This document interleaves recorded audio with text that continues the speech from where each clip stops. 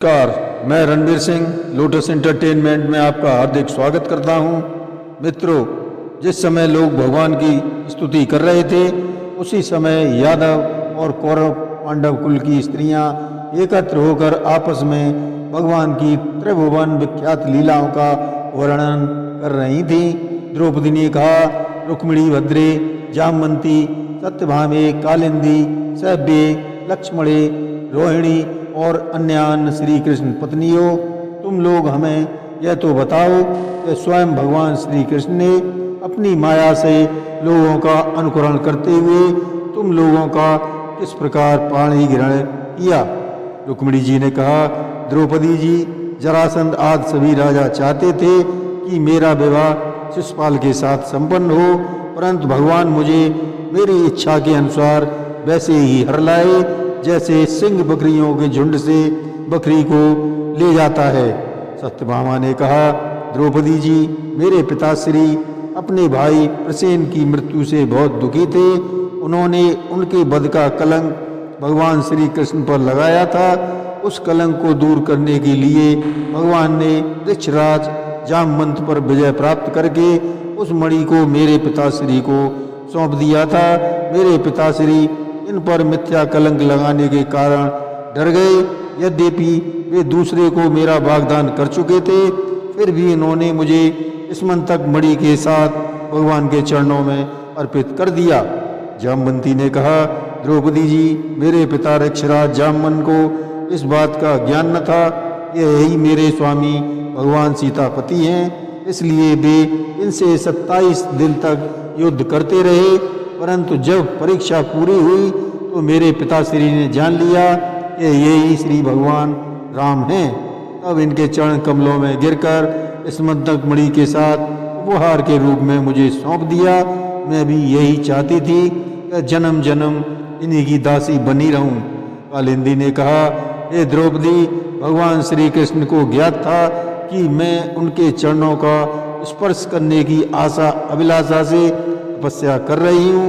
अब ये अपने सखा अर्जुन के साथ यमुना तट पर आए और मुझे स्वीकार किया। मित्रवृंदा ने द्रौपदी से कहा, मेरा स्वयंवर हो रहा था, वहाँ आकर भगवान ने सब राजाओं को जीत लिया, फिर द्वारका में जाकर मेरे साथ विवाह कर लिया। मेरी भी यही इच्छा थी कि मुझे जन्म जन्म तक इनके पांव पखारने का सौभाग्य मिलता रहे। सत्या ने द्रौपदी जी को बताया, मेरे पिताजी ने मेरे स्वयंवर में आए हुए राजाओं के बल की परीक्षा के लिए बड़े बलवान और पराक्रमी तीखे सींग वाले 7 बैल रखे हुए थे। उन बैलों ने बड़े बड़े वीरों का घमंड चूर कर दिया था। उन बैलों को भगवान ने खेल खेल इस प्रकार भगवान ने मेरे पिताश्री की प्रतिज्ञा पूरी की तथा मेरे साथ विवाह करके द्वारका ले आए। मेरी यही अभिलाषा है कि मुझे इनकी सेवा का अवसर सदा प्राप्त होता रहे। भद्रा ने द्रौपदी जी को बताया, भगवान मेरे मामा के पुत्र हैं। मेरा चित्त इन्हीं के चरणों में अनुरक्त हो गया था। जब मेरे पिताजी को यह बात पता चली, तब उन्होंने स्वयं ही भगवान को बुलाकर अक्षौणी सेना और बहुत सी दासियों के साथ मुझे इन्हीं के चरणों में समर्पित कर दिया। मैं अपना परम कल्याण इसी में समझती हूँ कि कर्म के अनुसार मुझे जहाँ जहाँ जन्म लेना पड़े, सर्वत्र इन्हीं के चरण कमलों का स्पर्श प्राप्त होता रहे। लक्ष्मण ने द्रौपदी जी को बताया, जिस प्रकार मछली को भेदकर अर्जुन ने अपने आप को प्राप्त किया था, उसी प्रकार भगवान श्री कृष्ण ने मत्स्य को भेदकर मुझे प्राप्त किया है।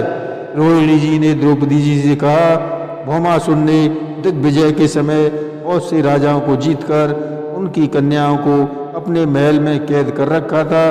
भगवान ने यह सुनकर युद्ध में भौमासुर और उसकी सेना का संहार कर डाला और स्वयं पूर्ण काम होने पर भी उन्होंने हम लोगों को वहाँ से छुड़ाया तथा पाणी ग्रहण करके अपनी दासियाँ बना लिया। भगवान की कृपा से हम सदा सर्वदा उन्हीं के चरण कमलों का चिंतन करती रहती हैं, जो जीवन मृत्यु रूपी संसार से मुक्त कराने वाले हैं। तभी तो हम इस जन्म में भगवान श्री कृष्ण की गृहदासियां बनी हुई हैं। जय श्री कृष्ण।